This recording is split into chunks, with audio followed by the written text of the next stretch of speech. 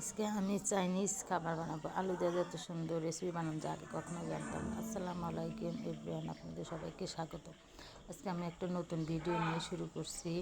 প্রথমে আমি আলুগুলো আগের থেকে সিদ্ধ করে রেখেছিলাম। এখন আমি আলুগুলো ভালোভাবে একবারে ফিনিশিং করে নেব, একদম ম্যাশ করে নেব, ভালোভাবে ম্যাশ করে নিচ্ছি। এখন আমি হাত দিয়ে ঢলে ঢলে ম্যাশ করে নিচ্ছি। তারপরে দিয়ে দিবে একটু ঘি। ঘি ছিল না, অল্প একটু ছিল, তবুও ঘি দিয়ে দিলাম। তেলের পরিবর্তনে বাটার তো নাই, সেই জন্য একটু ঘি দিয়ে ভালোভাবে এখন মথে নেব।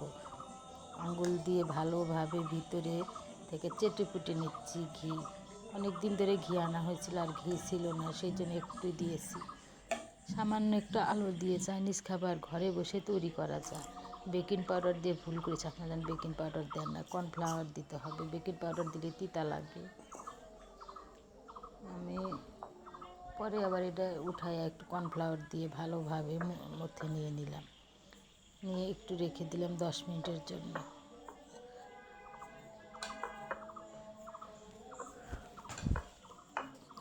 আজকের আবহাওয়াটা অনেক সুন্দর লাগতেছে, বৃষ্টি ভেজা, খুবই ভালো লাগতেছে বৃষ্টির দিনে, এরকম বৃষ্টির দিনে। তারপরে হাতটা একটু ধুয়ে আমি আঙ্গুল হাতে একটু চেপে চেপে নিলাম। তারপরে একটু গোলাকার শেপ করে নিয়ে নিলাম।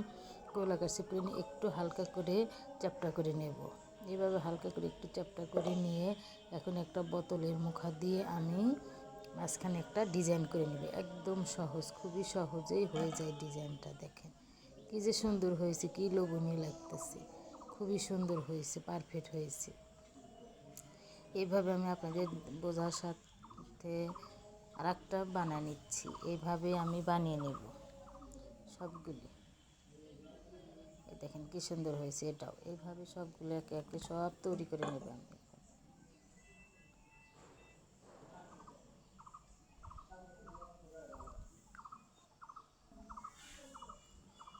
কী সুন্দর হয়ে গেছে, সবগুলো একদম পারফেক্ট হয়ে গেছে। আবার দুই ধরনের করে নিলাম। এটা একটু গোল আকার করে লম্বা করে আলুর সাইজের মতো করে নিলাম, চিপসের সাইজে। এটা একটু ভেজে নেব আর এটা আমি পানিতে সেদ্ধ করে নেব। এইভাবে তৈরি করে নেব সব সুন্দর।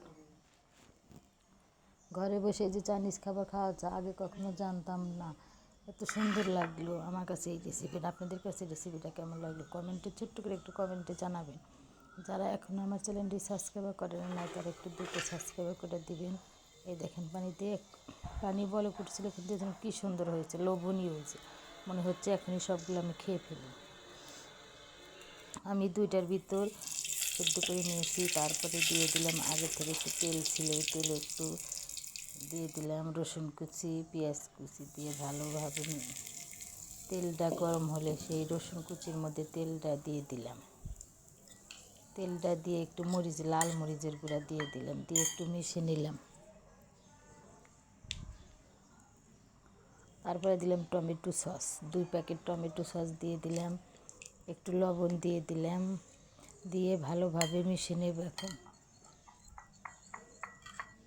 ভালোভাবে মিশিয়ে নিয়ে সেই আলুর পেটটা যে সেদ্ধ করে রেখেছি ডিজাইনটা, সেটা আমি একে একে সবগুলো দিয়ে দিব।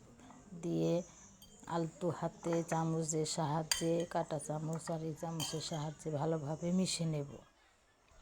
মিশিয়ে নিয়ে সবগুলো এক এক এখানে আমার যে কী মজা লাগছে। দুপুরে লাঞ্চে আজকে আমি এটাই খেয়েছি পেটটা ভরে। আমার রেসিপিটা কেমন লাগলো আপনারা চ্যানেল কমেন্টে জানাবেন। কেমন হইলো রেসিপিটা, কেমন বানাইলাম, কেমন লাগলো। ঘরে বসে যে চাইনিজ খাবার তৈরি করা যায় আগে কখনো জানতাম না। একদম পারফেক্ট হয়ে গেছে। আর ওটা একটু ভেজে নিয়েছি, সেটা আপনাদের সাথে একটু শেয়ার করলাম। কোনটা খাবার বেশি লোভনীয় হয়েছে কমেন্টে জানাবেন তো। আল্লাহ হাফেজ, সবাইকে ধন্যবাদ।